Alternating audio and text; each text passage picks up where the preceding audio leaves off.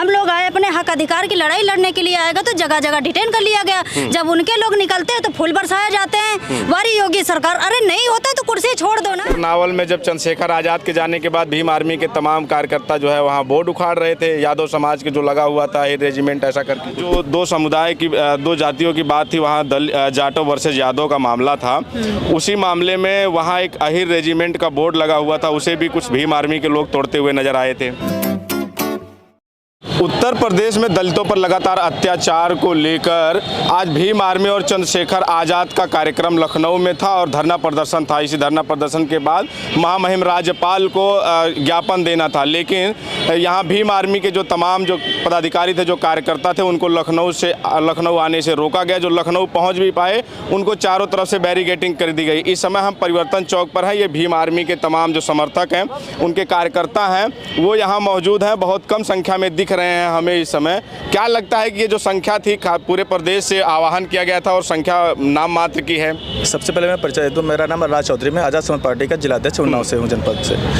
ये जनसंख्या आपको दिख रही, पहली बात तो समय काफ़ी ओवर हो गया है, तो जिससे काफ़ी लोग जा चुके हैं। और ये पुलिस की जो हमारे उत्तर प्रदेश की सरकार है, जिस प्रकार से पुलिस के माध्यम से हमारे कार्यकर्ताओं को रोकने का काम किया गया है, इससे ये साबित हो लोकतंत्र की हत्या की जा रही है। हमारे 80% लोग नहीं पहुँच पाए यहाँ पर, फिर भी जनाधार काफ़ी था यहाँ पर और काफ़ी डाइवर्जन किया गया, गलत मैसेज किए गए लोगों को, तो लोग यहाँ की बजाय दूसरी जगह पहुँच गए। इको गार्डन में कुछ लोग पहुँच गए, कुछ लोग और जगह पर खड़े हुए हैं। मकसद क्या था आज इकट्ठा होने का? मकसद ये था इकट्ठा कि हर जिले में इतनी ज़्यादा अत्याचार हो रहे हैं, कहीं पर जो है बाराती जो है रोक दी जा रही शादी, ठीक, कहीं पर जो है बहन बेटियों से अत्याचार हो रहा है, कहीं पर जो है 200 300 मजदूरों को निकाल बाहर कर दिया जा रहा है। ये सारे मुद्दों को लेकर के यहाँ पर हम लोग एकत्रित हुए थे। जो हमारे चंद्रशेखर भाई ने आह्वान किया था आज के लिए, जो हम सभी लोग जिले वाइज जितने जिलाध्यक्ष हैं अपने जिले की समस्या लेकर के यहाँ पर आएंगे और राज्यपाल महोदय को अपना जो है ज्ञापन देंगे। लेकिन यहाँ की जो है हमारी जो उत्तर प्रदेश की जो सरकार है, वो तानाशाह रवैया अपनाते हुए हम लोगों को यहाँ आने से रोकने का काम कर रही है। ये कह रहे हैं कि प्रदेश में तानाशाही है और वहीं जो प्रदेश के मुखिया वो कह रहे हैं कि प्रदेश में राम राज्य है। किसकी बात में लगता है कि सही है?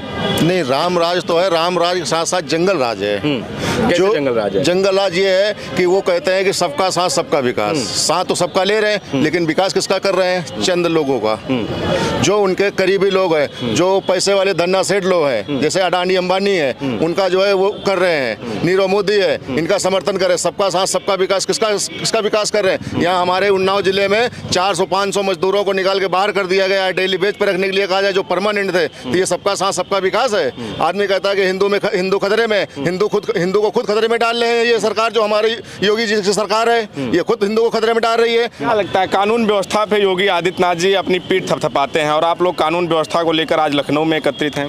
डबल इंजन की सरकार है, कोई कानून व्यवस्था नहीं। यहाँ पे महिलाओं के ऊपर खुलेआम अत्याचार, बलात्कार हो रहे, शोषण हो रहे, और योगी कहती है बेटी बचाओ बेटी पढ़ाओ।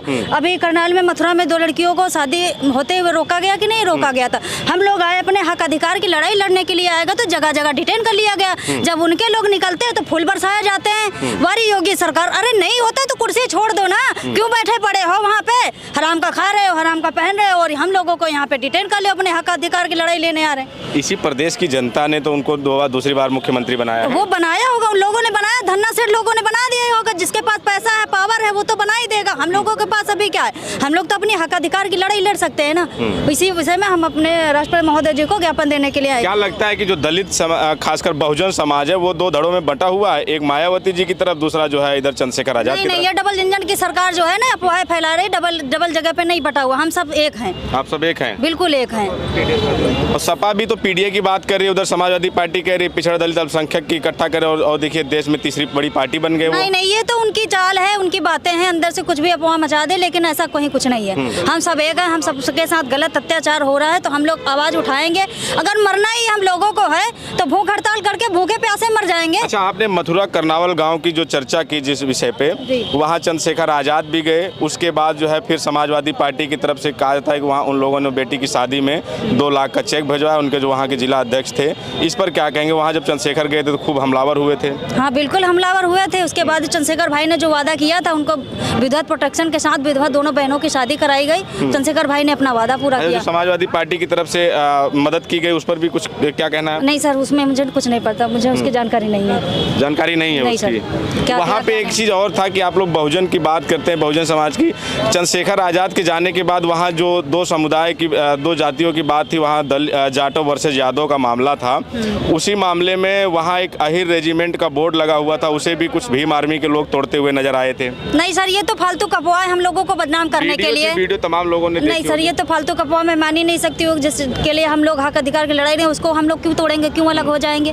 जिसके लिए हम लोग हक अधिकार को लेकर यहाँ आए हैं। बिल्कुल, हम यहाँ लखनऊ नहीं, यहाँ दिल्ली तक जाते हैं, और भी कहीं कुछ नहीं होगा तो हम लोग रोड धरना प्रदर्शन करें, रोड शो करेंगे। जिस तरह चंद्रशेखर आज़ाद कहते हैं कि हम वहाँ जाटो वर्सेस यादव करने की लोगों ने कोशिश की, लेकिन उसके बाद चंद्रशेखर आज़ाद का आया कि यादव भी बहुजन समाज का हिस्सा है और दलित जाटो सब एक हैं, यादव और जाटो सब एक हैं। बिल्कुल सर, हम लोग सब एक हैं। से प्रदेश में कह रहे हैं कि राम राज्य लागू है, हर तरफ सुख शांति है। राम राज्य में यानी कि सब हर तरफ सुख शांति है, लगता है कि है? नहीं है। क्या कमी दिक्कत क्या आ रही है? दिक्कत अभी आपने देखा कि वहाँ हमारे वहाँ अभी रविदास जयंती को जुलूस निकल रहा, ठीक है।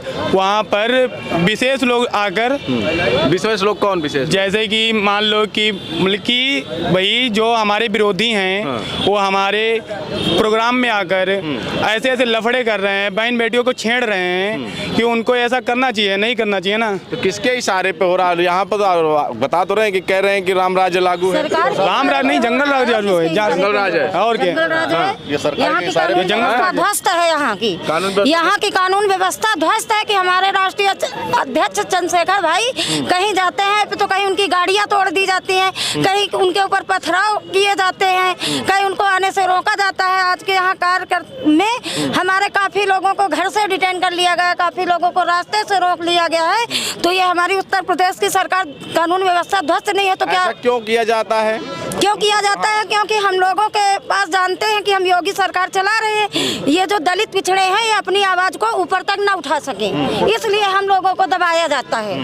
लेकिन बहन जी कह रही हैं कि ये जो चंद्रशेखर है वो भाजपा की बी टीम के रूप में कोई ये बदनाम करने की, भाई केवल मेरा गरीब शोषित पिछड़ित वंचित लोगों की लड़ाई लड़ रहा है, बाकी किसी की नहीं। ये सब केवल हमको तुमको बलगलाने की बात करते हैं। अच्छा, खासकर जो वहाँ मथुरा वाली घटना थी, चंद्रशेखर आज़ाद के जाने के बाद मामला जाटो वर्सेस यादव करने की कोशिश की गई, तो किन लोगों के द्वारा ये किया गया? अब ये हम तो नहीं जानते, ये सामंतवादी लोगों ने ही किया होगा। वहाँ हम गए तो नहीं, लेकिन वीडियो द्वारा हमने देखे हैं कि दो बहनों की शादी तोड़ाई गई, ईंट पत्थर चलाए गए। उसके बाद हमारे राष्ट्रीय अध्यक्ष भाई एडवोकेट चंद्रशेखर जी मिलने आए, उनके ऊपर पथराव किया गया। तो ये कानून व्यवस्था ध्वस्त नहीं है तो क्या है, हमको बताइए आप। कानून व्यवस्था ध्वस्त है बिल्कुल। ये डबल इंजन की सरकार है, हम लोगों को भूख हड़ताल देके यहीं पे मरेंगे अगर कानून व्यवस्था अपनी ध्वस्त नहीं सुधारती। जाएंगे नहीं यहाँ से? नहीं जाएंगे। क्यों यहाँ से जाएंगे नहीं? जब तक हम पूरा यहाँ से दिल्ली तक जाम करने का काम करेंगे जब तक जो है शासन व्यवस्था सुधरती नहीं है, लोगों को हक अधिकार नहीं मिलते हैं। और रही बात डबल इंजन की, डबल इंजन कब होता है? जब एक इंजन खराब होता है तभी दूसरा इंजन लगता है। तो डबल इंजन बात कहने की बात अलग है, लेकिन ऐसा कुछ है नहीं। जंगल आज फैला है, कानून व्यवस्था ध्वस्त है, किसी प्रकार से वो हर जो नाकामी छुपा रहे हैं, बता रहे हैं कि हम बहुत जो है शासन प्रशासन चुस्त दुरुस्त है। तो आज दिन हत्याएं, कल जो है एक पत्रकार की हत्या कर दी गई, बहन बेटियों की शादी होने से रोका जा रहा है, बुलेट चलाने पर हाथ काट दिए जा रहे हैं, ठीक, मजदूरों को निकाल बाहर कर दिया जा रहा है, अभी तक लोग रोजगार नहीं मिल पाया है। तो कैसी व्यवस्था आपकी अच्छी है? आपके इशारे में सब कुछ हो रहा है कि वहाँ करनावल में जब चंद्रशेखर आज़ाद के जाने के बाद भीम आर्मी के तमाम कार्यकर्ता जो है वहाँ बोर्ड उखाड़ रहे थे, यादव समाज के जो लगा हुआ था ये रेजिमेंट ऐसा करके कुछ। तो जिन लोगों ने नहीं, अगर गलत किया, मैंने ये अच्छा, इसकी जिम्मेदारी किसकी है? अगर ये उखाड़ रहे तो इसकी भी जिम्मेदारी की प्रशासन की है ना। सरकार में आप बैठो, प्रशासन आपका है, अगर वो गलत करे उनके पर कार्रवाई होना चाहिए, जो गलत करे उस पर कार्रवाई होनी चाहिए। मैं किसी का पक्ष नहीं लेता हूँ, अगर गलत है तो गलत है, किसी भी पार्टी का, किसी कोई व्यक्ति हो।